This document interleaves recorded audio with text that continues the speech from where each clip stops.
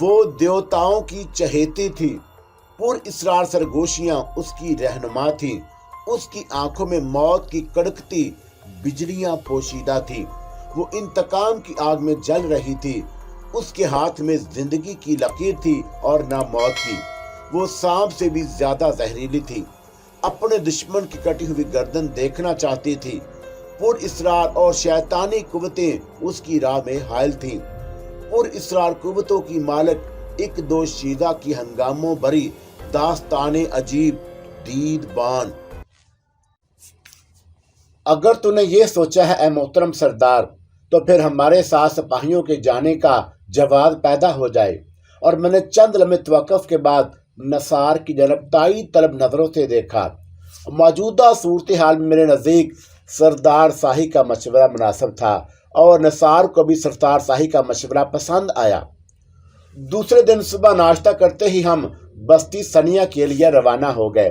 اب ہمارے جسم پر عام پہاڑی باشندوں کا لباس نہیں تھا اور ہم غیر مسلح بھی نہیں تھے۔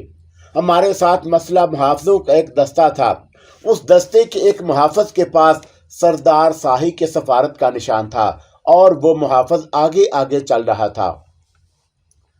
اس مرتبہ جب ہم ایک پہر گزرنے کے بعد بستی سنیا میں داخل ہوئے تو وہاں ہمیں کوئی غیر معمولی سرگرمی نظر نہ آئی اور ہم سردار سنیا کی حویلی تک پہنچ گئے۔ حویلی میں خبر کرائی گئی کہ سردار شاہی کی طرف سے سفارت آئی ہے تو ہمیں فوری طور پر اندر بلا لیا گیا۔ اونچی چھت والے ایک بڑے سے دالان میں سردار سنیا نے ہم سے ملاقات کی۔ نثار اور میں نے آگے بڑھ کر اسے تعظیم دی۔ سردار سنیا ایک ادھیڑ عمر شخص تھا اور اس کے چہرے سے سنجیدگی اور بردباری کا اظہار ہو رہا تھا۔ میں اپنے بزرگ دوست سردار شاہی کے سفیروں کو اپنی بستی میں خوش آمدید کہتا ہوں۔ سردار سنیا نے خوش اخلاقی کے ساتھ گفتگو کا آغاز کیا۔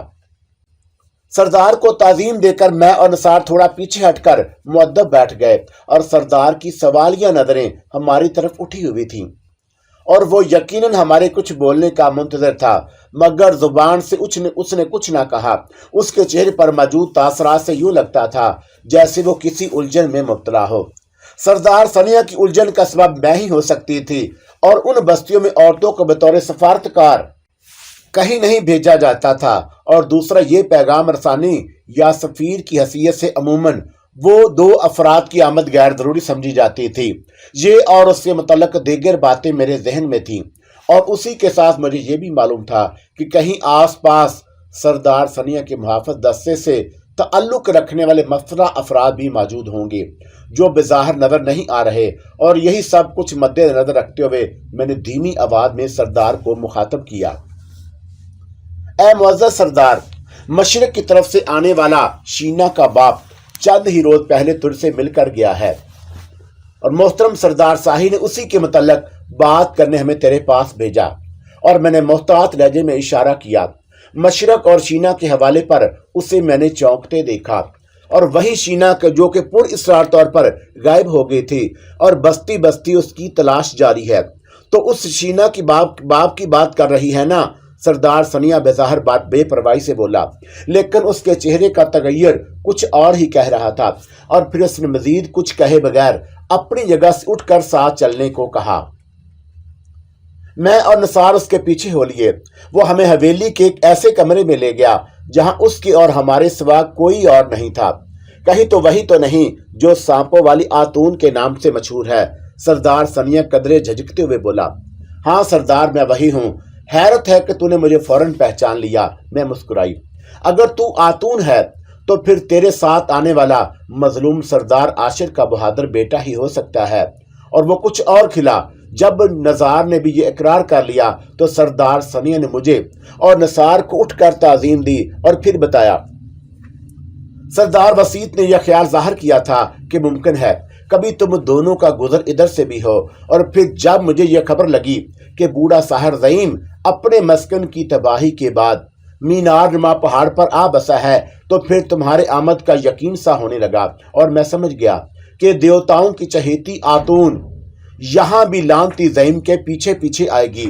اور سردار وسیط نے مجھے تفصیل کے ساتھ ज़ईम के पहाड़ की तबाही और बाद में पेश आने वाले वाक़यात से आगाह कर दिया था, और मुझे इस पर फख्र है कि मजलूम और बहादुर सरदार आशिम की बेटी और अजीम सरदार के अजीम बेटे नसार ने यहाँ आकर मुझे इज्जत बख्शी।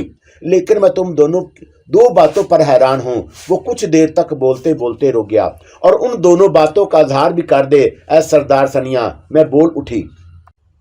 पहली बात तो ये आतून कि मुझे इतनी जल्दी तेरी इधर आने पर हैरत हुई, और दूसरी हैरानी की बात मेरे लिए ये हुई कि तू और सरदार नसार मेरे पास सरदार शाही के सफ़ीर बनकर आए, और मुझे हरगिज़ ये गुमान न था कि ऐसा भी हो सकता है। सरदार सनिया ने जवाब दिया, तुझे ये सुनकर शायद मजीद हैरत हो ऐ सरदार कि हम एक मरतबा यहाँ इससे पहले भी आ चुके हैं। मैं मुस्कुराकर बोली, कब ए अतून? सरदार सनिया वाकई इस इंकशाफ पर हैरान रह गया, और फिर मैंने सरदार सनिया को जो कुछ बचाया उस पर उसे बड़ी परेशानी हुई और वह माजरत करने लगा।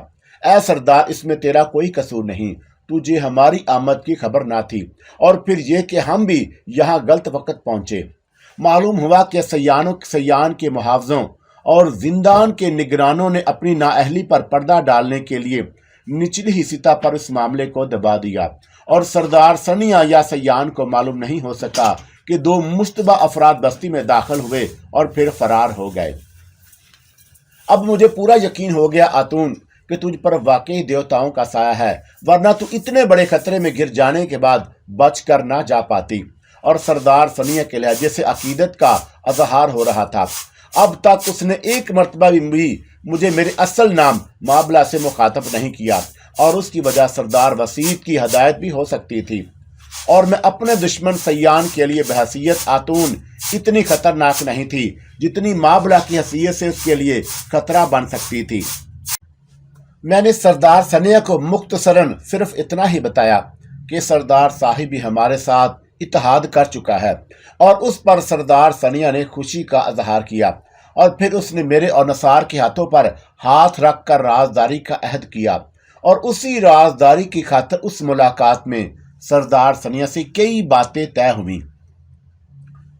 सयान के ज़ैर नगी आने से पहले सरदार सनिया ही इस बस्ती का सफ़ेदो स्याह का मालिक था, और बस्ती वाले उसी के वफादार थे। अब तक उसी का दाम भरते थे और उन्हें सयान से नफरत थी। इसके अलावा वफादारों का एक ऐसा गिरोह भी सरदार सनिया के अतराफ मौजूद था जिस पर उसे पूरा एतमाद था, और वह उसके बावजूद सयान के मुखबरों से चौकन्ना रहता। इंतजामी अमूर में बेजा अमल दखल की वजह से सरदार सनिया को दुश्वारियों का शिकार था, और कुछ लालची और खुद गर्ज लोग किसी भी मामले में बराह रास्त सयान से राब्ता कायम कर लेते थे। सरदार सनिया को मजबूरन सयान के अहकाम की पाबंदी करना पड़ती। वो बहरहाल उस इलाके में सयान का ही नायब कहलाता, और कुछ बातें मुझे उससे गुफ्तगू करते हुए पता लगी, और कुछ मैंने खुद महसूस कर ली। सूरज डूबने से कुछ पहले सरदार सनिया ने हमें रुखसत कर दिया, और मसलहा सिपाहियों के उस दस्ते को हमारी रवानगी से पहले ही आगाह कर दिया था कि जो हमारे साथ आया, और बस्ती सनिया से निकल आने के बाद और खासा फासला तय करके हम रुक गए। सरदार सनिया ने हमें सरदार शाही के सफ़ीरों की हैसियत से रुखसत किया था। मोहतरम सरदार शाही से हमारी खैरियत कह देना, और मैंने दस्ते के सालार को मुखातब किया, अब तुम लोग जा सकते हो।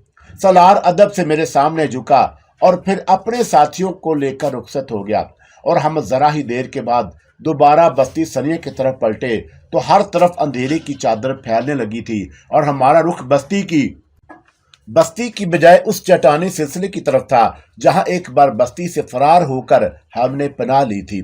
और जल्द ही हम उस चट्टानी सिलसिले तक पहुंच गए, मगर अंदर नहीं घुसे। हमें निस्फ पहर गुजरने का इंतजार था, और एहतियाती तदाबीर को नजर रखते हुए हमें बहरहाल वहां निस्फ पहर तक रुकना पड़ा। अब हर तरफ सन्नाटा फैल गया, और दिन के हंगामे रात की गोद में सो गए तो मैं चौंक कर उठ खड़ी हुई, और मेरी निगाह इस वक्त बस्ती की तरफ ही थी। अंधेरे में एक मशल की रोशनी मुझे दूर से ही नजर आ गई। आने वाले दो घुड़सवार थे, और उन्हीं में से एक के पास मशल थी। चट्टानी सिलसिले का ये वो हिस्सा था जहां से बस्ती शाही की तरफ जाने वाला रास्ता मुड़ता, और हम उस मोड़ से ज्यादा दूर नहीं थे। हम तक पहुंचने वाले दो घुड़सवार थे, और उन्होंने हमें झुक कर तादीम दी और हमारी तरफ 2 बड़ी चादरें बढ़ा दी।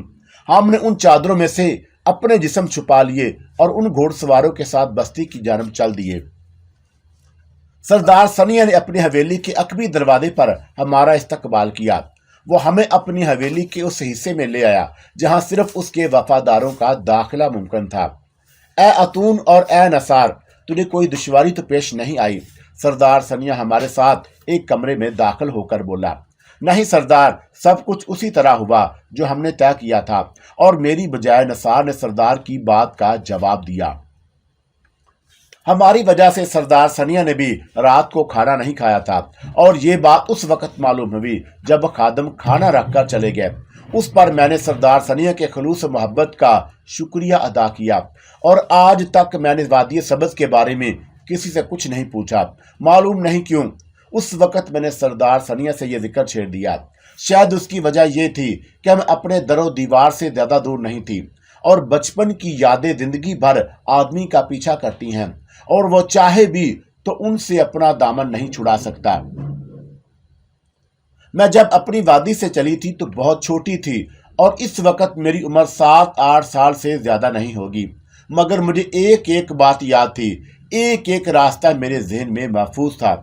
आतून, अब अगर तू वादी सब्ज़ को देखे तो शायद पहचान ना सके, सरदार सनिया बोला।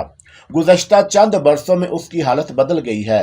अब वहां जगह जगह पुख्ता इमारतें बन गई हैं और जो इलाके सयान के ज़र नगी हैं वहां की सारी दौलत समेट कर सयान वादी सब्ज़ में ले जाता है। और ये तरक्की गुज़श्ता 2 बरसों में ज्यादा हुई जब से वादी सब्ज़ में कुछ अजनबी लोग आने जाने लगे हैं। अजनबी लोगों से तेरी क्या मुराद है सरदार? नसार ने चौंक कर सवाल किया। उन अजनबियों का ताल्लुक पहाड़ी बस्तियों से नहीं कहीं और से है, सरदार सनिया बताने लगा। वो बड़े अजीब लिबास पहनते हैं, अजीब जुबान बोलते हैं मगर आपस में, और मैंने सुना है कि जब वो हमारी जुबान बोलते हैं तो उनके मुंह बिगड़ जाते हैं। लगता है आतून कि वो दूर दराज के हमवार मैदानों की तरफ से इधर आते हैं और वो जिधर भी जाते हैं सयान का मुहाफिज दस्ता उनके साथ साई की तरह लगा रहता है। सरदार सनिया जब ये सब कुछ बता रहे थे तो मुझे पुर इसरार सरगोशियों के अल्फाज याद आए। उन सरगोशियों ने मुझे और नसार को उस वक्त सुनाई दी थी जब हम वसी से मिलकर आशिर की बस्ती के करीब पहुंचने वाले थे। तुम वहां पहुंचकर अपने दुश्मन के बहुत करीब होगे और तुम्हें अपने दुश्मन के बारे में कुछ ऐसी नई बातों का इल्म होगा जो अब तक तुम्हारे इल्म में नहीं है और अब से पहले सरगोशियों में शायद उसी तरफ इशारा किया गया था। वो अजनबी बड़ी राजदारी से आते हैं और राजदारी के साथ रुखसत हो जाते हैं, सरदार सनिया का बयान जारी था। सयान की हवेली से उन्हें निकलते हुए कम ही देखा गया और वो कम ही किसी बात से बात करते हैं और वो भी टूटे फूटे लफ्जों में। उनके साथ औरतें भी हैं और औरतों का लिबास और रवैया भी उन मर्दों से मुख्तलिफ नहीं। आज रात को हम तुझसे रुखसत हो जाएंगे ए मोहतरम सरदार, मैंने रात के खाने पर सरदार सनिया को बताया और सरदार सनिया के चेहरे से हैरत का इज़हार हुआ। वो शायद इस गुमान में था कि अभी हमें वहां मजीद ठहरेंगे और मुझे कोई हक तो नहीं आतून कि तुझसे मालूम करूं कि किधर जाएगी, मगर इतना जरूर पूछूंगा कि इधर लौट कर आएगी या नहीं। अभी हमें भी कुछ खबर नहीं सरदार कि हम किधर जाएंगे और देवताओं का हुक्म हमारे लिए क्या होगा, मैंने गोल मोल सा जवाब दिया और सरदार ने मैंने खेत में सर हिला दिया। वो शायद समझ गया कि अब हम उसे कुछ बताना नहीं चाहते। बुरा न मानियो ए सरदार, देवता ने हमें राजदारी का हुक्म दिया है, नसार ने वजाहत की ताकि सरदार सनिया के पुरखलूस दिल को ठेस ना लगे। मैं समझता हूँ सरदार नसार, मुझे तुम दोनों की हिफाजत का ख्याल था मगर ये सोचकर कुछ नहीं बोला कि तुम्हारे ऊपर देवताओं का साया है, सरदार सनिया बोला। निसफ शब के करीब सरदार के वफादार मुहाफिज हमें बेहिफाजत बस्ती से बाहर छोड़कर वापस चले गए। वो चांदनी रात थी और दूर दूर तक मुझे सब कुछ नजर आ रहा था। हम घोड़ों पर सवार वादी सब्ज़ की तरफ जा रहे थे। इधर बढ़ते हुए ना जाने क्यों मेरा दिल जोर जोर से धड़क रहा था और मुझे अजीब सी घबराहट महसूस होने लगी। यूं लग रहा था जैसे कुछ होने वाला हो और वो ना हमवार सा ऊंचा नीचा रास्ता था जिस पर हमारे घोड़े दौड़ रहे थे। नसार, तुझे कुछ अंदाजा है कि हम कब तक वादी सब्ज के इर्द गिर्द मौजूद पहाड़ों तक पहुंच जाएंगे? मैंने अपना ध्यान बटाने की खातिर नसार को मुखातब किया। नसार मेरे सवाल का कोई जवाब नहीं दे पाया और मेरे हवास पर एक छनाका सा हुआ और मेरी आंखों ने एक हैरत अंगेज मंजर देखा। अचानक मेरे सामने धुआं सा फैल गया। उस धुएं की फिजा में तहलील होते ही एक औरत नुमा अजीबो गरीब मखलूक नमूदार हुई। उसके पैर घुटनों के नीचे से और घोड़े के पैरों जैसे थे और वह हमारे घोड़े के आगे आगे भाग रही थी, जिसकी वजह से उसके गर्भघोड़ भी नजर आ रहे थे और उसकी पुष्ट के निचले सिरे पर छोटी सी दुम भी नजर आई। बाल शानों पर बिखरे हुए थे और सर पर बड़े बड़े सींग थे। उस औरत नुमा मखलूक ने भागते भागते एक मर्तबा मुड़कर देखा और दहशत के सबब मेरे मुंह से चीख निकलते निकलते रह गई।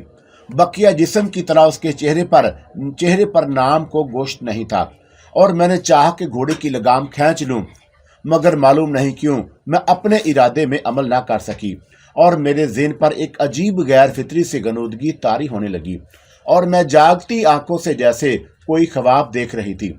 उस पुर-इसरार औरत नुमा मखलूक से अब मुझे खौफ नहीं नजर आया और फिर वो गैर फितरी गनूदगी मेरे ज़हन पर इतनी गालब आ गई कि मुझे सिर्फ एहसास ही रह गया कि जैसे मेरे और उसके अजीब मखलूक के दरमियान एक कशिश थी है जो मुझे उसके पीछे घोड़ा दौड़ाने पर मजबूर कर रही है। और फिर यह कैफियत भी रफ्ता रफ्ता ख़त्म हो गई। मेरी आंखें बंद होने लगी। मुझे याद है कि उसी ख्वाब के आलम में आंखें बंद होने से पहले मैंने एक बार नसार की तरफ देखा और उसकी हालत भी मुझसे मुख्तलिफ नजर नहीं आई। दोबारा जब मेरे हवास बहाल हुए तो मेरी समाज से लानती साहर ज़ईम की आशना आवाज़ टकराई। अपने नए मस्कन पर ज़ईम तुझे खुश आमदीद कहता है आतून। और मुझसे कुछ फासले पर मज़का खेज सूरत वाला बूढ़ा साहर ज़ईम खड़ा हुआ था। लगता था कि वो जगह पत्थरों को काट कर हाल ही में बनाई गई हो। गोल से उस दलान में दो चबूतरे थे, जिनमें से एक पर मैं और दूसरे पर वो दराज था और दूसरे पर नसार नजर आ रहा था। दोनों चबूतरों के दरमियान खासा फासला था। पिस्ता कद ज़ईम उनके दरमियान खड़ा हुआ मेरी जनब नदीदी नजरों से देख रहा था और इतनी जल्दी वो अपने नए मस्कुन के रहने के काबिल बना लेगा, इस पर मुझे ज्यादा हैरत हुई। वो एक साहर था और मेरे अंदाजे के मुताबिक वो पुर इसरार कुव्वतों का मालिक भी था और उसके लिए यह कोई नामुमकिन बात नहीं थी। मुझे यकीन था, ऐ मेरी साहरा, कि तू अपने आशिक को लेकर मेरे पीछे जरूर आएगी। वो हंस कर बोला, देख ले मैंने तुझे यहाँ किस तरह खींच कर बुला लिया। तू अगर इतना ही बहादुर था तो फिर मेरे मुकाबले से अपना पहला मस्कन छोड़कर क्यों भाग आया? और ये कहते ही मैंने उठना चाहा मगर नाकाम रही। मुझे यूं लगा जैसे मेरी पुश्त उस चबूतरे से चिपक गई हो और मैंने दोबारा उठने की कोशिश की और फिर अपने जिस्म को ढीला छोड़ दिया। उठने की कोशिश में मेरे नजदीक ला हासिल ही थी। साहब ज़ईम जोर से हंस पड़ा और फिर कहने लगा, आज तुझे उठकर नहीं बैठने दूंगा, तू इसी तरह पड़ी रहेगी और यहीं पड़े पड़े पहले अपने आशिक मरताब को तड़प तड़प कर मरते हुए देख। ये कहते ही उसने अपने ढीले ढाले लिबास की किसी जेब में हाथ डालकर छोटा सा एक खंजर निकाल लिया। दालान में जलती हुई मशल की रोशनी खंजर के फल पड़ी और वो चमकने लगा।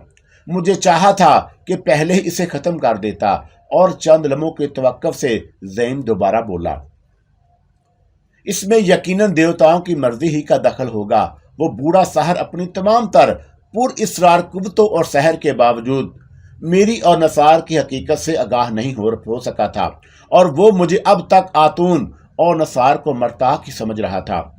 कलौस की बस्ती में नसार ने अपना यही फर्जी नाम बताया था और जहां से उसके खिदमतगार हमें ले गए। रुक जा ज़ईम, मैंने उसे दोबारा चबूतरे की तरफ बढ़ते हुए देखकर आवाज दी और वो पलट कर बोला, ऐ जाने ज़ईम, इस कांटे को अपने और मेरे दरमियान से निकल ही जाने दे तो अच्छा है, वरना ये मेरी नजर में खटकता ही रहेगा। इस तरफ देखते हुए मुझे पहली बार एहसास हुआ कि नसार के जिस्म का ऊपरी हिस्सा बेलबास है। साहर ज़ईम ने शायद पहले ही उसके रास्ते से हटाने का फैसला कर लिया था और ऊपरी जिस्म का लिबास गालबन इसीलिए उतार दिया कि मैं उसका खून बहते हुए देख सकूं और नसार को तड़पा तड़पा कर मारने का मतलब मैं यही समझ सकी थी। मामला तेरे और मेरे दरमियान है ऐ ज़ईम, اس سے میرے ساتھی مرتاح کا کوئی تعلق نہیں۔ میں نے ہمت کر کے کہہ ہی دیا، تو اسے کیوں ہلاک کرتا ہے؟ چل تو نے یہ تو مانا کہ تیرے میرے درمیان کوئی معاملہ ہے۔ وہ ہنسا اور یوں لگتا تھا جیسے وہ میری بے بسی پر خوش ہو۔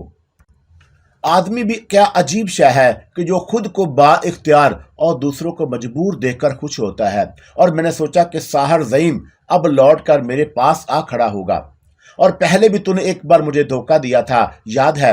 زعیم اپنے ہاتھ میں موجود خنجر سے کھیلتے ہوئے بولا، اور میں نے جب یہ کہا تھا کہ تیرے ساتھی کو آدم خور چوہوں والے غار میں پھینکوا دیا ہے تو اس کی جان بچانے کے لیے تو میری ہر بات ماننے پر راضی ہو گئی تھی۔ بول آج تو کیا کہتی ہے؟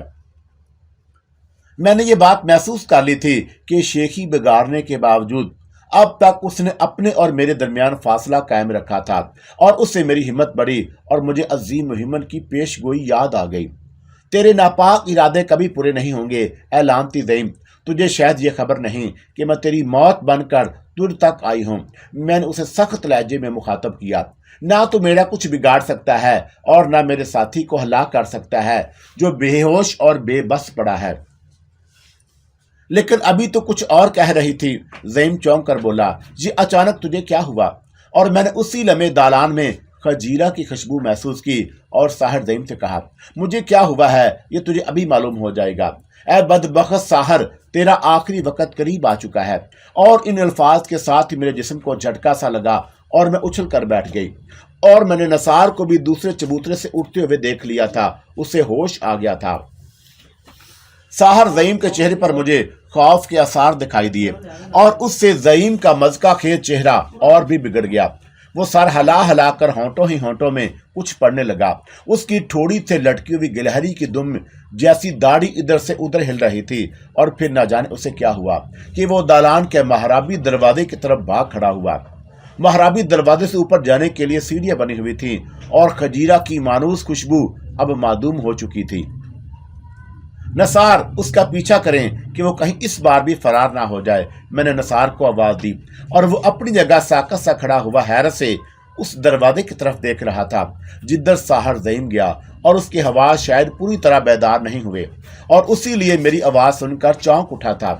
نثار نے اپنے سر کو جھٹکا اور پھر تیزی سے لپک کر میرے قریب آ گیا۔ چل اتون، نثار نے کہا اور میرا ہاتھ تھام لیا۔ میں نثار کے ساتھ تیزی سے آگے بڑھی۔ محرابی دروازے میں داخل ہو کر ہم سیڑھیاں چڑھتے ہوئے چلے گئے، اور اوپر ایک ناہموار سی جگہ پہنچ کر ہم بائیں جانب مڑ رہے تھے کہ بیک وقت دو آدمی ہماری طرف دوڑ پڑے، اور ان کے ہاتھوں میں چوڑے پھل والے 2 دھاری تلواریں تھیں۔ انہوں نے ہم پر حملہ کر دیا، اور پھر ان میں سے ایک کو میں نے سنبھال لیا اور دوسرے سے نثار بھڑ گیا۔ خالی ہاتھ ہونے کے باوجود ہم نے جلد ہی ان دونوں پر قابو پا لیا۔ ان کی 2 دھاری تلواریں ہم نے چھین لی، اور وہ دونوں ہمارے ہاتھوں مارے گئے۔ مجھے ان محافظوں کی وہاں موجودگی پر حیرانی تھی، اور میں یہ سمجھی کہ ساحر زعیم مجھے وہاں اکیلا ہی ملے گا۔ ابھی ہم سنبھلے ہی تھے کہ بائیں جانب سے ہی کسی ایسی آوازیں سنائی دیں جیسے کچھ لوگ اس طرف دوڑتے ہوئے آ رہے ہوں۔ ان کے قدموں کی دھمک واضح طور پر محسوس ہو رہی تھی۔ پتھروں کو کاٹ کر بنائے گئے اس راستے پر آگے بڑھنے کے سوا ہمارے لیے کوئی اور صورت نہیں تھی، اور ہمارے عقب میں وہی سیڑھیاں تھیں جن پر چڑھ کر ہم گول دالان سے نکلے تھے۔ وہ راستہ آگے جا کر مزید بائیں جانب مڑ گیا تھا، اور اسی وجہ سے آنے والے اب تک ہماری نظروں سے اوجھل تھے۔ اس سے پہلے کہ خطرہ اچانک سامنے آ جاتا، میں نے تیزی کے ساتھ قدم بڑھائے اور اس سے راستے کے موڑ تک پہنچ گئی۔ نثار میرے عقب میں تھا، 2 دھاری تلوار میرے ہاتھ میں تھی، اور چند ہی لمحے بعد مخالف سمت سے آنے والے مجھے نظر آ گئے۔ وہ 4 محافظ تھے۔ ان میں سے کسی کے ہاتھ میں نیزہ اور کسی کے پاس تلوار تھی، اور میں ان پر ٹوٹ پڑی، اور میری 2 دھاری تلوار تیزی سے گردش کر رہی تھی۔ کوئی زخمی ہو کر گرا، اور کوئی خوف زدہ ہو کر پیچھے ہٹا، اور کوئی میرے ہاتھوں سفر آخرت پر روانہ ہو گیا، مگر میں نے ان کے نرگے سے نکلنے میں کامیاب ہو گئی۔ آگے کی طرف بڑھتے ہوئے پلٹ کر میں نے نثار کی طرف دیکھا۔ نثار کی 2 دھاری تلوار بچ جانے والے ایک محافظ کے سینے کو چھید رہی تھی، اور وہ راستہ نیم دائرے کی صورت میں پھر کچھ سیڑھیوں تک جا کر ختم ہو گیا۔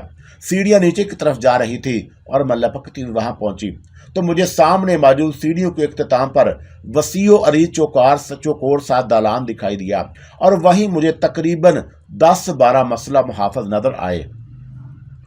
محافظوں کے علاوہ وہاں کچھ اور لوگ بھی تھے، اور انہوں نے چہروں پر کپڑے باندھ رکھے تھے۔ ان کی صرف آنکھیں ہی نظر آئی، اور سیڑھیوں کے قریب ناہموار دیوار سے چپکی ہوئی میں نیچے کا جائزہ لے رہی تھی۔ جن لوگوں کے چہرے پر چھپے ہوئے تھے وہ دائرے کی صورت میں ایک بڑے سے پتھریلے کڑاؤ کے گرد جمع تھے، اور ہاتھ پر کچھ پڑھنے میں مصروف تھے۔ اس کڑاؤ میں مجھے ہلکا گلابی سا کوئی مشروب بھرا ہوا نظر آیا، اور مجھے یہ سمجھنے میں دیر نہیں لگی کہ وہ لوگ کسی پر اسرار عبادت میں مصروف ہیں، اور مسلح افراد انہی کی حفاظت کر رہے ہیں۔ اور میں نے مزید آگے بڑھ کر دیکھا، اس کڑاؤ سے کچھ فاصلے پر دائیں جانب ایک دروازہ نظر آیا، جس کی دوسری جانب اندھیرا تھا، اور وہاں سے نکلنے کا وہی واحد راستہ ممکن تھا۔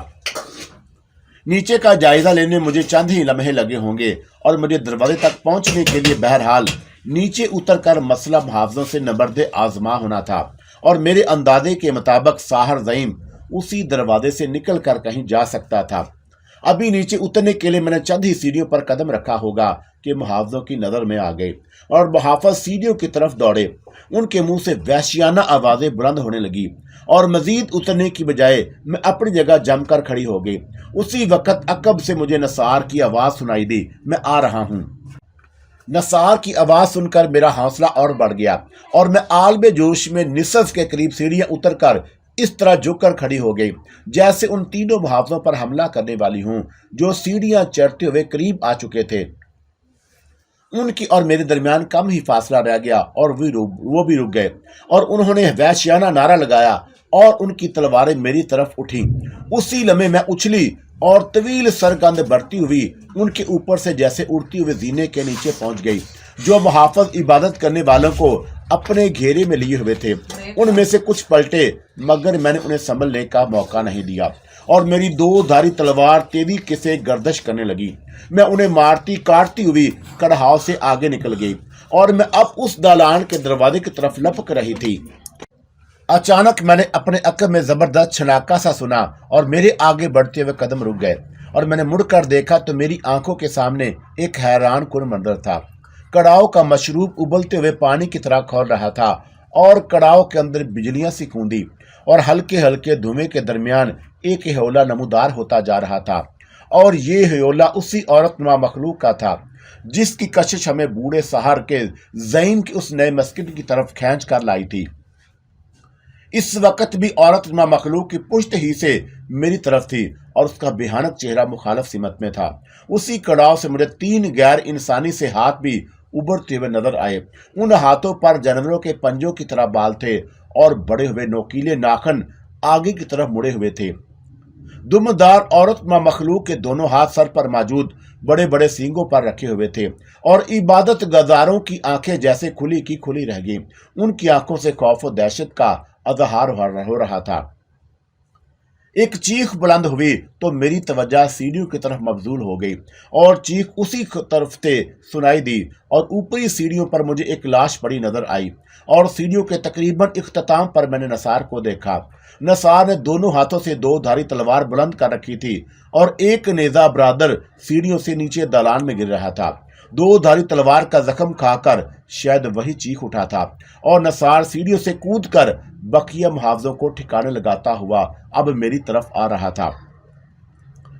کڑاہاؤ میں بجلیوں کی کڑک تیز ہو گئی، اور دالان میں جلتی مشلوں کی روشنی ماند سی پڑ گئی۔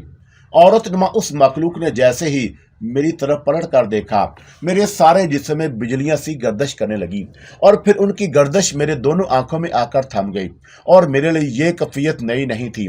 عظیم ہمن کی عطا کردہ پر اسرار قوتیں میرے وجود میں بیدار ہو چکی تھی۔ عورت نما مخلوق کو میں نے اچھل کر کڑاؤ سے باہر کودتے دیکھا۔ اس کا رخ میری ہی طرف تھا، اور مجھے اس کی آنکھوں کے حلقوں میں 2 انگارے سے دہکتے ہوئے دکھائی دیے۔ ادھر اس خوفناک مخلوق نے میری طرف قدم بڑھائے، ادھر میری دونوں آنکھوں سے تیز روشنی نکلی، اور اس بلا پر محیط ہو گئی۔ عورت نما مخلوق کے منہ سے بھیانک چیخیں ابل پڑی، اور اسے میں نے شعلوں میں گرے دیکھا، جو خود اس کے جلتے ہوئے جسم سے اٹھ رہے تھے، اور میں نے ان عبادت گزاروں اور بچے کھچے محافظوں کی طرف نظر اٹھائی تو وہ بھی میری آنکھوں سے نکلتی ہوئی روشنی کے ضد میں آ گئے اور دالان میں جلتے ہوئے گوشت کی بدبو پھیل گئی۔ اب میری آنکھوں سے روشنی کا اخراج بند ہو گیا اور میرے وجود میں کونتی ہوئی بجلیوں کی گردش کم ہونے کے باوجود ابھی تک برقرار تھی۔ میں نے اپنے قریب کھڑے ہوئے نثار کو ہاتھ تھاما ہی تھا کہ مجھے پور اسرار سرگوشیاں سنائی دینے لگی۔ اے مابلا، جا اور اس بوڑھے ساحر کو جلا کر خاک کر دے کہ جس کی شیطانی قوتیں دیوتاؤں نے سلب کر لی ہیں۔ وہ کسی چوہے کی طرح اسی پہاڑی کے ایک غار میں چھپا بیٹھا ہے۔ خجیرہ کی خوشبو تیری رہنمائی کرے گی۔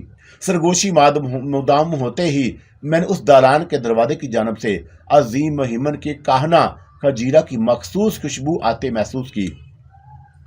نثار کا ہاتھ تھامے ہوئے میں دروازے کی طرف بڑھتے ہوئے بولی، اے نثار، تو نے بھی کچھ سنا؟ ہاں اتون، نثار نے حیرت سے کہا، اور میں سمجھ گئی کہ اس بار میری طرح اسے پر اسرار سرگوشیاں سنائی نہیں دیں، اور ایسا پہلے بھی ہو چکا تھا، اور میں نے اسے سرگوشیوں کے بارے میں بتایا۔ ہاں اتون، کہنا خجیرہ کی خوشبو مجھے بھی آ رہی ہے، اور میں دروازے کے باہر پھیلے ہوئے اندھیرے میں دیکھنے کا اہل بھی ہوں۔ نثار کی آواز پرجوش تھی اور وہ اب میرے ساتھ دروازے تک پہنچ چکا۔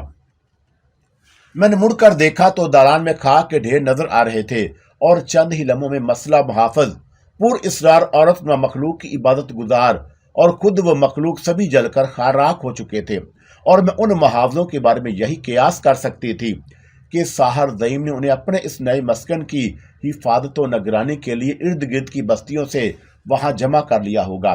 وہ عام پہاڑی باشندے معلوم ہوتے تھے۔ ان کے پاس جدید ہتھیار نہ بھی ہوتا تو اسی طرف اشارہ کر رہا تھا کہ ان عبادت گزاروں کو شاید بوڑھا ساحر آنند اپنے خدمت بنانے کا ارادہ رکھتا ہوگا۔ فی الحال زعیم انہیں غالباً اپنی ساحرانہ قوتوں سے مروب کر رہا تھا، اور میں یہی سب کچھ سوچتی ہوئی نثار کا ہاتھ تھامے خجیرہ کی خوشبو کے تعاقب میں ایک غار کے اندر آ نکلی، اور غار کا دہانہ سامنے ہی نظر آ رہا تھا۔ وہ غار خاصا کشادہ تھا، اس میں ایک طرف گھوڑے بندے نظر آئے۔ غار میں نیم تاریکی سی تھی۔ اس غار سے نکل کر میں نے دیکھا کہ رات گزر چکی ہے، صبح کا اجالا ہر طرف پھیلا ہوا ہے، اور میں نے خجیرہ کی خوشبو قدرے بلندی کی طرف محسوس کی اور سر اٹھایا۔ مجھے اس پہاڑ کی مینار نما چوٹی دکھائی دی۔ میں اور نثار اسی پہاڑ کے پیٹ میں سے نکل کر باہر آئے۔ خجیرہ کی خوشبو نے ذرا ہی اوپر موجود ایک غار کے دہانے تک ہماری رہنمائی کی اور پھر غائب ہو گئی۔ اس غار کے دہانے کو اندر سے بند کرنے کی کوشش شاید بوڑھے ساحر زعیم ہی نے کی ہوگی۔ دہانے کا بڑا حصہ پتھروں اور سلوں سے ڈھکا ہوا تھا، اور نثار ان بڑے بڑے پتھروں کو اندر کی طرف لڑکانے لگا، اور میں بھی اس کی مدد کرنے لگی۔ ٹھہر جا آتون، ٹھہر جا! غار کے اندر سے ساحر زعیم کی منمناتی ہوئی خوف زدہ آواز سنائی دی۔ میں خود باہر آ رہا ہوں۔ لعنتی ساحر، اب تو خود باہر آ جائے یا اندر ہی رہ، مرنے سے نہیں بڑھ سکتا، میں نے بلند آواز میں کہا، اور پتھر ہٹ جانے سے اب اتنا راستہ پیدا ہو گیا کہ میں اور نثار اس غار میں داخل ہو سکتے۔ مجھے معاف کر دے اے عظیم ساحرہ۔ غار کے اندر سے پھر زعیم کی آواز ابھری، میں زندگی بھر تیرا غلام کہلائے جانے پر فخر کروں گا۔ اب یہ مہلت گزر چکی ہے بدکار بوڑھے، اور مہلت ہوتی بھی تو میں تجھ جیسے لعنتی کو اپنا غلام بنانا بھی پسند نہ کرتی۔ لگتا ہے کہ تو جھوٹ بول رہا ہے اور باہر نہیں آئے گا۔ یہ کہتے ہی میں نثار کی طرف مڑی، چل اندر ہی چلتے ہیں، اور نثار نے اقرار میں سر ہلایا اور میرے ساتھ غار کے دہانے میں داخل ہوئی۔ غار کے اندر باہر کا اجالا آنے کے باوجود نیم تاریکی سی تھی، مگر مجھے واضح طور پر سب کچھ دکھائی دیا۔ نثار ہی کی طرح میرے اندر بھی اندھیرے میں دیکھنے کی قوت بیدار تھی، اور میں نے ادھر ادھر نظریں دوڑائی کہ دیکھوں زعیم کہاں ہے، لیکن وہ مجھے نظر نہ آ سکا۔ اور اب ذرا ہی دیر پہلے تو میں نے غار کے اندر سے اس کی آواز آتے سنی تھی، اتنی جلدی وہ کہاں غائب ہو گیا؟ اب تو دیوتا نے اس کی شیطانی قوتیں بھی سلب کر لی ہیں، اور میرا دھیان ان بڑے بڑے پتھروں کی طرف گیا جو نثار نے غار کے دہانے سے اندر کی طرف لڑکائے گئے۔ وہ بزدل انہی پتھروں کے درمیان ایک بڑے پتھر کی آڑ میں چھپا بیٹھا تھا۔ دیکھ نثار، جو دیوتاؤں کے قہر کو بھول کر خود کو اس زمانے کا سب سے بڑا ساحر کہتا تھا، آج کس حال میں ہے۔ وہ جو دوسروں کی بے بسی پر ہنستا تھا، آج اس کے لیے کوئی رونے والا بھی نہیں۔ نثار، یہ کہہ کر میں نے بوڑھا ساحر زعیم کو مخاطب کیا، اٹھ کر کھڑا ہو جا اور اپنی موت کو خوش آمدید کہہ، تجھے دیکھ لیا گیا ہے اے لعنتی بوڑھے۔ اور میری آواز میں سختی آتی گئی، اور میرے جسم میں گردش کرنے والی بجلیوں میں پھر ایک بار تیزی آنے لگی۔ اے عظیم साहरा, मेरे पैरों में इतनी ताकत नहीं कि मैं उठकर खड़ा हो सकूं, और फिर भी तेरा हुक्म है तो मैं कोशिश करता हूं. साहर ज़ईम ने हकलाते हुए अपनी जगह से उठना चाहा. यकीनन मौत के खौफ ने ही उसकी कुव्वत गोयाई पर असर डाला था, और मैंने देखा कि वह उठते उठते एक बार फिर गिर पड़ा. उस वक्त तक मेरे वजूद में गर्दिश करती हुई बिजलियां मेरे दोनों आंखों को अपना मरकज बना चुकी थीं, और मेरी आंखों से तेज रोशनी निकली और उन पत्थरों पर पड़ी जिनके दरमियान ज़ईम गिरा था, और एक कड़ाका सा हुआ और वह पत्थर पिघलने लगे. पत्थर सामने से हट गए और मुझे ज़ईम नजर आ गया, और लम्हे भर में भी उसके जिस्म ने आग पकड़ ली, और दूसरी लम्हे पिघले हुए पत्थरों तक वो पहुंच गया. बूढ़े साहर ज़ईम की चीखने की मोहलत भी नहीं मिल सकी, और दहकते हुए लावे में उसका बदकार वजूद पलक झपकते ही गायब हो गया, और मेरे जिस्म में कूदती बिजलियों की गर्दिश थम गई. अब शायद उनकी जरूरत नहीं रही थी, क्योंकि एक बूढ़ा शैतान अपने अंजाम को पहुंच चुका था. साहर ज़ईम का भी वही हशर हुआ जिससे उसकी तख्लीक करदा बलाएं पहले 2-4 हो चुकी थीं, और अब मैंने अपने दुश्मन सयान का एक ताकतवर बाजू तोड़ दिया था. उस पर मैं और नसार दोनों ही खुश थे, और दोनों उस गार से निकल आए. कुछ ही फासले पर नीचे वो गार था जिसमें हमने घोड़े बंधे हुए देखे थे, और ये घोड़े उन मसला मुहावजों और इबादत गुजारों के ही मालूम होते थे जो हमारे हाथों मारे जा चुके थे. पहाड़ से उतरते ही बेइख्तियार मेरी निगाह वादी सबज की तरफ उठ गई. काफी फासले पर मुझे आबादी के आसार नजर आए. हम बुलंदी पर थे, इसलिए वादी में नई तामीर होने वाली पुख्ता इमारतें खिलौनों की तरह दिखाई देने लगी, और वादी सबज की आबादी और उसके इर्द गिर्द के मौजूद ऊंचे ऊंचे पहाड़ों के दरमियान खासा फासला था, और मैं रुक कर अपनी वादी को देखने लगी. मेरी वजह से नसार भी ठहर गया.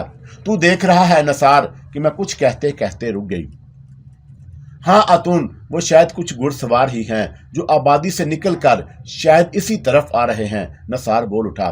और मैं नसार से कुछ और कहना चाहती थी, मगर वो ये समझा कि उन घोड़ों सवारों का जिक्र कर रही हूँ, और उन्हें मैंने नसार की तवज्जो दिलवाने पर ही देखा था, वरना तुम मेरी नजरें मशरक से तुलू होते सूरज का नजारा कर रही थी, और दूसरी जन्म मौजूद ऊंचे पहाड़ों के पीछे से सूरज उभर रहा था.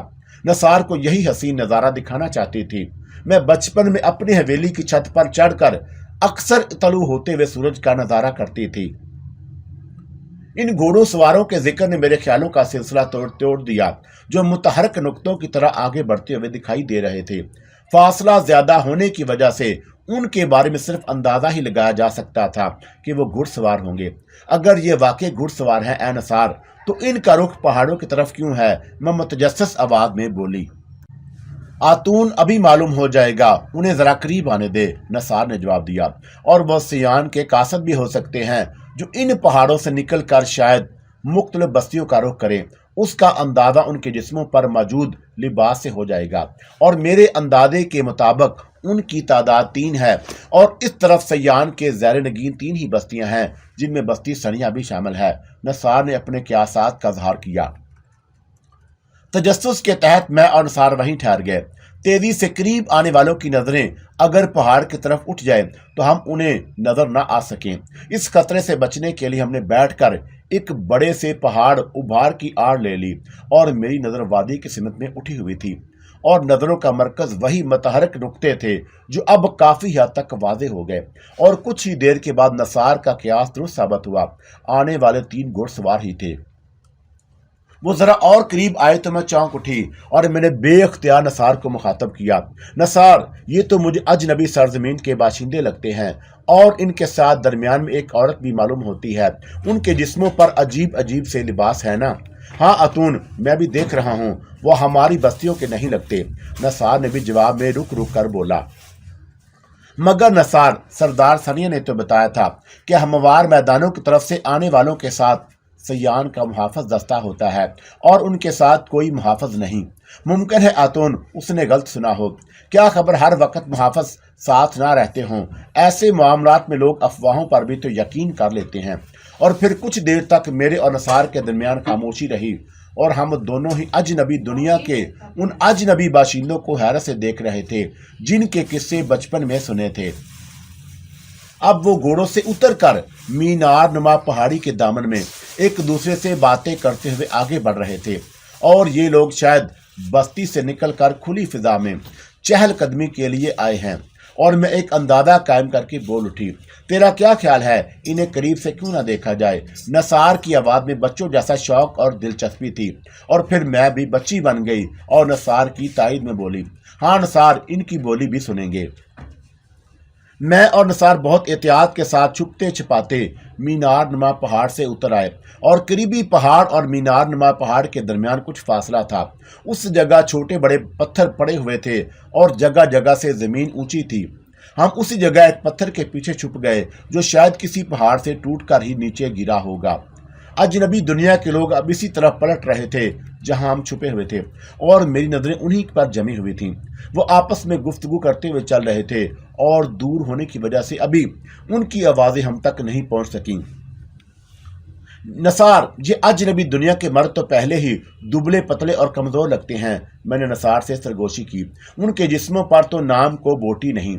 और नसार ने इकरार में सर हिला दिया और फिर मेरा हाथ थाम कर चुप रहने का इशारा किया। वो इधर ही आ रहे हैं। उसकी सरगोशी बहुत धीमी थी और मैंने खामोशी इख्तियार कर ली। वो लोग बातें करते हुए मजीद करीब आ गए और अब उनकी आवाज़ें वाज़े तौर पर मुझे सुनाई देने लगी, मगर एक लफ्ज़ भी मेरी समझ में नहीं आया। उसके बावजूद मैंने इतना अंदाज़ा ज़रूर लगा लिया कि वही किसी मौजू पर बहस कर रहे हैं, और उस बहस में वो औरत भी शामिल है जो उनके साथ थी। अचानक मेरे असाब झंझना उठे। शायद यही कैफियत शायद नसार की हुई थी, और मेरे हाथ पर उसकी गिरफ्त सख्त हो गई। ये बात मेरे ख्वाबो ख्याल में भी नहीं थी कि अजनबी दुनिया के लोगों की जुबान पर मेरा नाम भी आ सकता है, और वह सिर्फ एक ही लफ्ज़ था जो मेरे लिए काबिल फहम था। मेरा असल नाम मामला यकीनन मैं ही उनकी मौजू का गुफ्तगू थी। वो लोग बातें करते हुए काफी आगे निकल गए, और फिर वो घोड़े पर बैठकर बस्ती की तरफ वापस भी चले गए, मगर मैं और नसार उसी तरह बैठे रहे, और काफी देर तक हम दोनों में कोई कुछ ना बोला। हम गंग से होकर रह गए। नसार ने पहलू बदला तो मैं जैसे खामोश हो गई। तूने सुना नसार, वो अजनबी सरजमीन के लोग मेरा नाम ले रहे थे। हाँ सुना मैंने, नसार ने तवील सांस लिया, और मैं तब से उसी बात पर गौर कर रहा हूँ। और तू फिर किस नतीजे पर पहुंचा? मैंने बेताबी से कहा। ये तो मैं ये भूल हो गई आतून कि अजनबी दुनिया के लोग सयान के मेहमान हैं। और नसार मेरी तरफ देख कर बोला, क्या खबर कभी सयान ही ने तेरा जिक्र उनसे किया हो? नहीं नसार, मैंने इनकार में सर हिलाया। उसे क्या पड़ी है कि वो गिरे मुर्दे उखेरता फिरे और अपने मेहमानों पर जाहिर होने दे कि वो जालिमो गासिब है। और मेरी दलील मजबूत थी, इसलिए नसार लाजवाब सा हो गया, और फिर चंद लम्हे तवक्कुफ के बाद कहने लगा, किसी न किसी से तो उन्होंने तेरा असल नाम सुना ही होगा। अब तो मालूम हो चुका है कि वो लोग मुहावजों के बगैर भी घूमते फिरते हैं। क्या खबर वादी सब्ज़ के किसी बूढ़े से उन्होंने तुझ पर गुजरने वाली बिपता सुन ली हो, और बेकौले सरदार सनिया वो हमारी जुबान बोल सकते हैं, चाहे मुंह बिगाड़ कर ही सही, तो फिर तो समझ भी लेते होंगे। ये सयान के इलाके की हदूद है और हम सरहदी मुहावजों की नज़र में आ सकते हैं। इसका मतलब तो ये हुआ कि हम आगे अगर यहाँ से सीधे बस्ती सनिया का रुख करें तो हमारे लिए खतरा निस्बतन कम होगा। हतमी तौर पर कुछ कहना मुमकिन नहीं है। नसार के चेहरे से उलझन का इजहार होने लगा। इस मसले पर हमें गौर करने का मौका ही नहीं मिला, और हमारी वापसी कैसे और किस रास्ते से होगी। कुछ देर बासो मबासे के बाद हमने वो दिन मीनार वाले पहाड़ी पर ही गुजारने का फैसला किया। हमें सूरज गुरूब होने का इंतजार तो करना ही था, और रात के वक्त हमारे लिए सफर करना इतना खतरनाक ना होता। और रात को सफर करने वाले अमूमन अपने साथ रोशन मशलें लेकर चलते हैं कि रास्तों के नशीबो फराज से आगाह रहें और किसी हादसे का शिकार ना हो जाएं।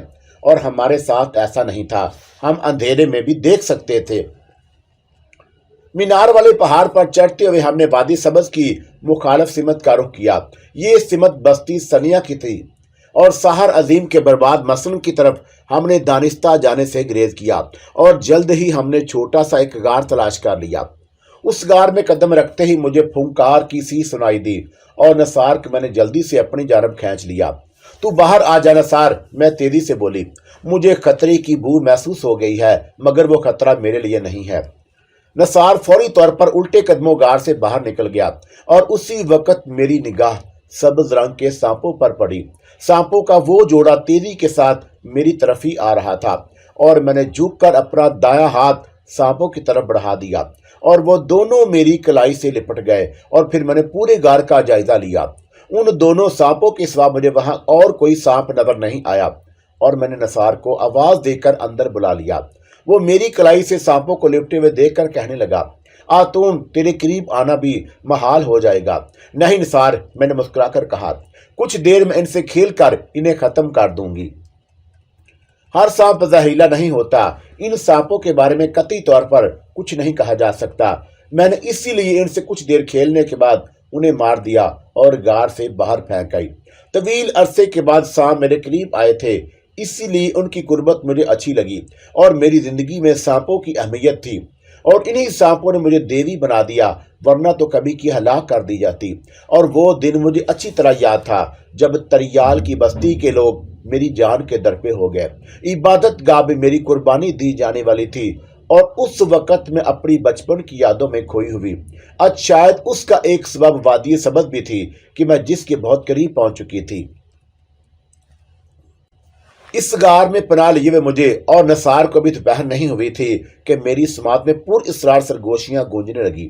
اے مابلہ اور نثار، اس سے پہلے کہ سروں کو نیزوں پر اچھالا جائے تمہیں حکم ہے جتنی جلدی ممکن ہو شر کی بستی لوٹ جاؤ اور خطروں سے نہ ڈرو کہ دیوتا تمہاری مدد پر ہیں، اور بستی عاشر کی طرف لوٹ جانے میں کیا مسلط ہے، یہ تم پر جلد ظاہر ہو جائے گا، اور تمہیں مبارک ہو کہ تم بدی پر غالب آئے اور وہ نیست و نابود ہوا جو کہ عذاب بن کر ان بستیوں پر مسلط تھا۔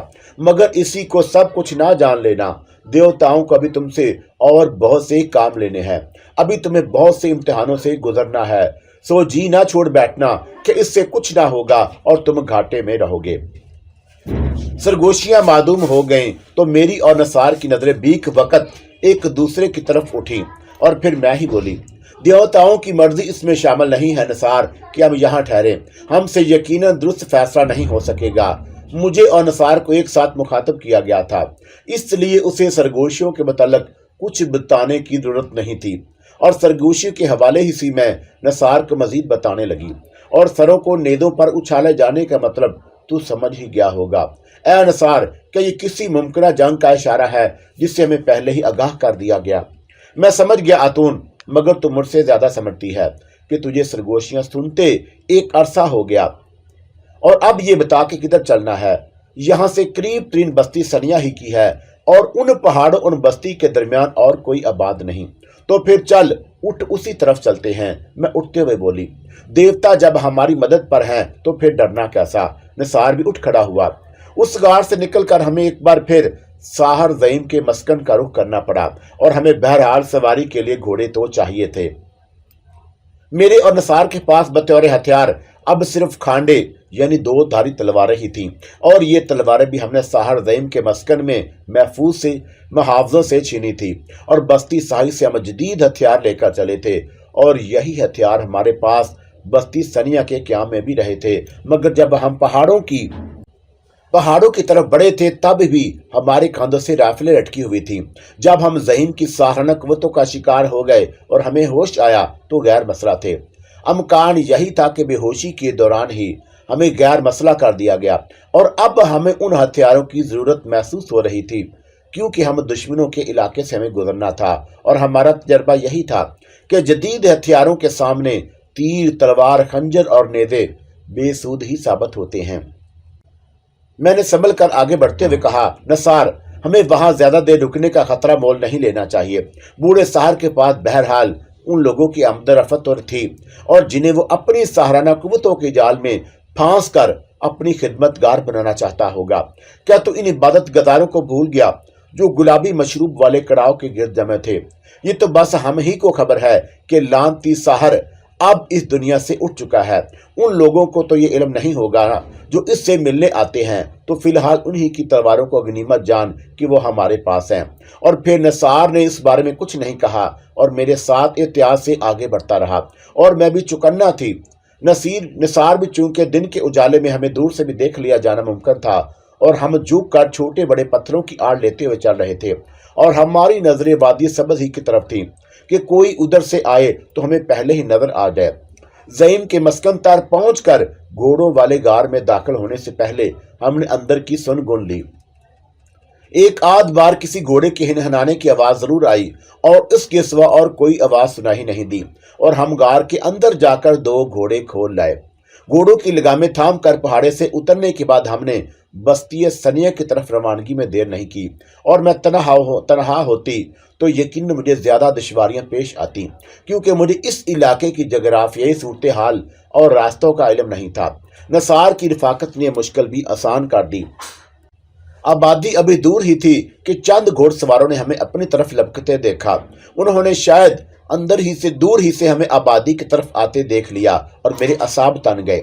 हर चंद की इस बस्ती का सरदार हमारा हलीफ व हमनवा बन चुका था। उसके बावजूद कोई भी खिलाफ तवक्का सूरत हाल पेश आ सकती थी।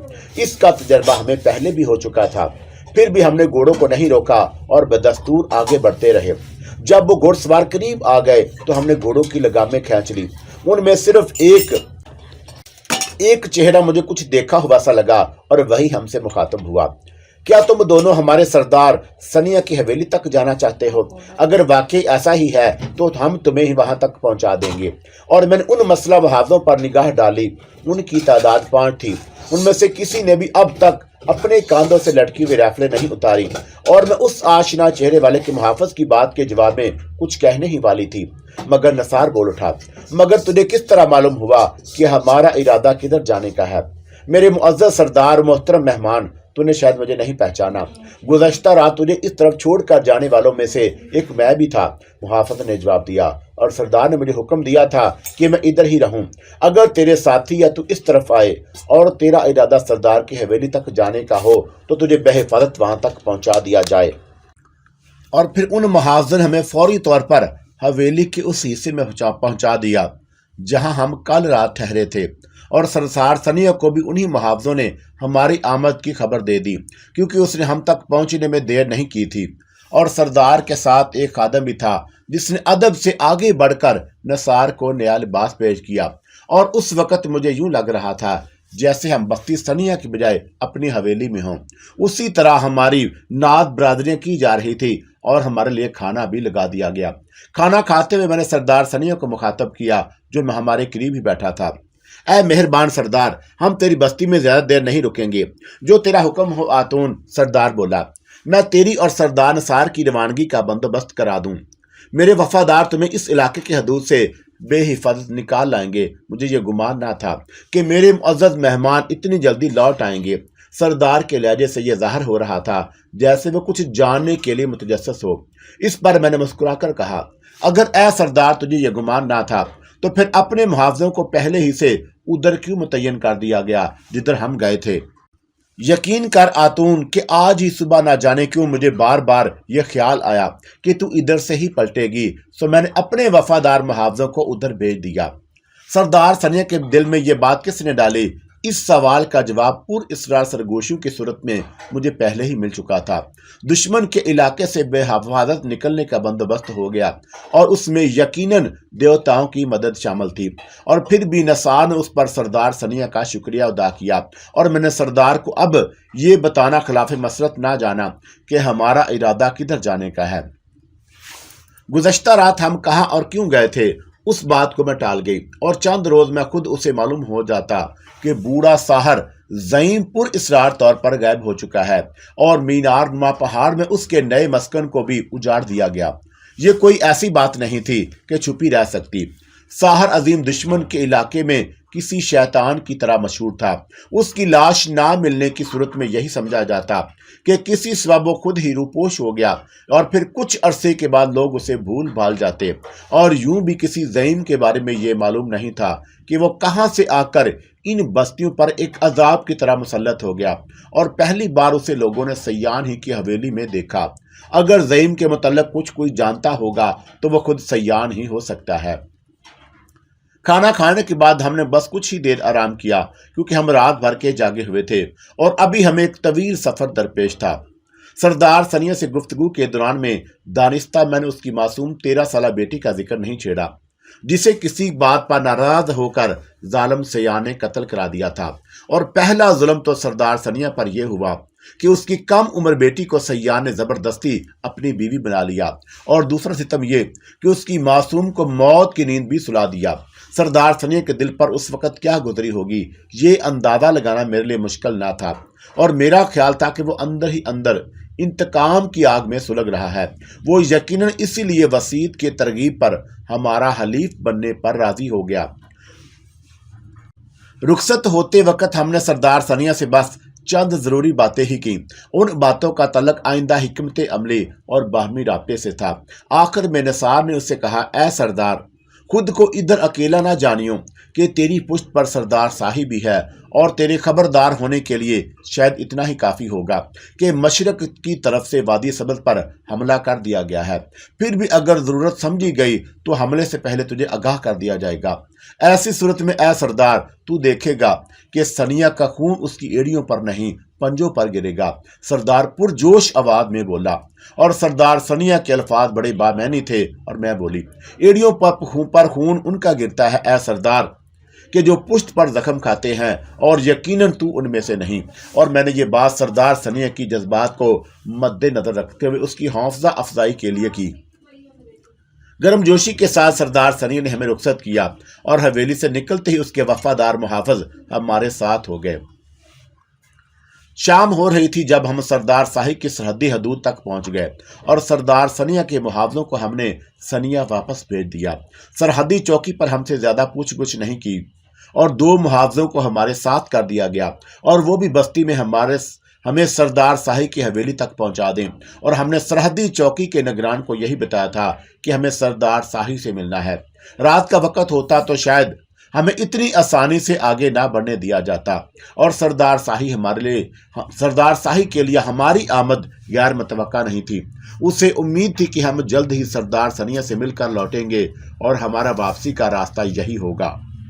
دوسرے دن صبح ہم ناشتہ کر کے کچھ ہی دیر بعد عاشر کی بستی کے لیے روانہ ہو گئے، اور ہمارے ساتھ سردار صاحب کے محافظ تھے تاکہ اس علاقے کی حدود میں ہمیں کہیں نہ روکا جائے، اور اپنے دشمن کے علاقے میں اندر تک داخل ہو کر بے حفاظت ہماری واپسی دیوتاؤں کی مرہون منت تھی، ورنہ کہیں بھی اور کسی مرحلے پر ہم زندگی کی بازی ہار سکتے تھے۔ اس دوران میں کئی مرحلے ایسے بھی آئے، مگر ہم بال بچ گئے، اور وہ سارا ہی دن سفر میں گزرا۔ اس عرصے میں ہم نے دوپہر کا کھانا کھانے کے لیے صرف ایک جگہ قیام کیا تھا، اور سورج غروب ہونے سے پہلے ہم اپنے علاقے کی حدود میں داخل ہو گئے۔ سردار داہی کے محافظ اس سے پہلے ہی واپس چلے گئے تھے۔ حویلی میں پہنچ کر میں نے سب سے پہلے آہرس اور مہا پجاری سے ملاقات کی۔ آہرس مجھے دیکھتے ہی کھل اٹھا اور حسب معمول چہکنے لگا۔ وہ مجھے اپنے ہی کمرے میں لے آیا، اور تجھے خبر بھی نہ ہوگی اے اتون دیوی کہ تیری جدائی میں تیرے اس پجاری نے کتنی آہیں بھری ہیں۔ سب خبر ہے مجھے، میں ہنس کر بولی۔ تو میری جدائی کا سارا احوال زالی کو سنا رہا ہوگا، اور اسی کے سامنے آہیں بھرتے ہوئے، دیکھ خاتون، اگر اب تو نے میرے سامنے اس خادمہ کا ذکر کیا تو اس حویلی میں ایک عدد قتل ہو جائے گا، اور اس کی قتل کی ساری ذمہ داری تجھ پر ہوگی۔ اچھا اب مجھے جانے دے، دن بھر سفر کر کے تھک گئی ہوں۔ کیا بہت دور سے منزلیں مارتی ہوئی آ رہی ہو؟ آہرس معنی خیز لہجے میں بولا۔ اگر تو اس طرح مجھ سے کچھ پوچھنے کے چکر میں ہے تو دماغ سے نکال دے اس خیال کو۔ میں مسکرائی۔ ویسے ایک بات تو بتا ہی دے آتون کہ تیرے یہ پر اسرار دورے کب ختم ہوں گے؟ تجھے یہ بتانے سے تو دیوتاؤں نے منع نہیں کیا ہوگا۔ بس اب ختم ہی سمجھ، میں نے طویل سانس لے کر کہا۔ یعنی تجھ پر دورے پڑنا بند ہو جائیں گے؟ آہرس بدستور غیر سنجیدہ ہی رہا۔ تو نے تو سب سے بڑی خوشی کی خبر دی۔ تو نے ابھی پوری بات کہاں سنی؟ مجھے بھی شرارت سوجی۔ معلوم ہے آہرس کے پھر کیا ہوگا؟ تجھ پر دورے پڑنے لگیں گے۔ ہرگز نہیں، اس نے انکار میں سر ہلایا، اور میں بالکل اس پر تیار نہیں۔ تجھے ہی دیکھ دیکھ کر میں نے خاصی عبرت پکڑ لی ہے، اور خود تصویری عبرت بننا نہیں چاہتا۔ وہ تو بننا پڑے گا، جو حال میرا ہے سو تیرا، اور تجھے بھاگنے نہیں دوں گی رسی تڑا کے۔ اور بھاگ چکا ہوتا کبھی کا، بس رحم آ گیا، یہ سوچ کر میں تیرے بغیر تو کیسے جیے گی۔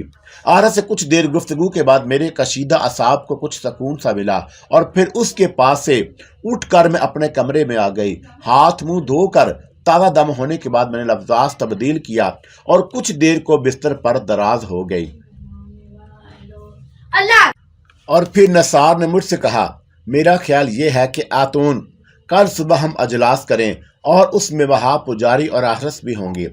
जो मसला अब दरपेश है उस पर अजलास में तफसील से गुफ्तगू की जाए। और मैं समझ गई कि इस वक्त नसार किसी सबब इस गुफ्तगू से गुरेज कर रहा है जिसका इशारा अहज़म से ही था। अच्छा अहज़म, अब तू खाना खा और मजीद किसी सोच में ना पड़। नसार ने खाने की तरफ हाथ बढ़ाते हुए कहा, और मैं खाना खाने के दौरान मैं ये सोच रही थी कि अजलास में नसार के दूसरे नायब अव्वल की शिरकत भी ज़रूरी थी, और मेरे अंदाजे के मुताबिक आइंदा रोज़ होने वाले अजलास में नसार वादी सबद पर हमला करने के मतलब गुफ्तगू करना चाहता था। और कबीत वालों का क्या हाल है अहज़म? नसार ने अपने नायब से पूछा। शायद मौजूद गुफ्तगू बदलने की खातर नसार ने यह जिक्र छेड़ दिया। उनमें से जो ज़रा समझदार हैं, ए सरदार, बड़ी हद तक राइफल खोलना बंद करना और उसमें गोलियां डालना सीख गए, मगर अभी उनके निशाने दुरुस्त नहीं हैं। और फिर ये कि वो राइफल से कुछ डरते भी हैं। जो ऐसे हैं कि जिनकी अकल मोटी है, अभी पीछे हैं, आज़म ने जवाब दिया।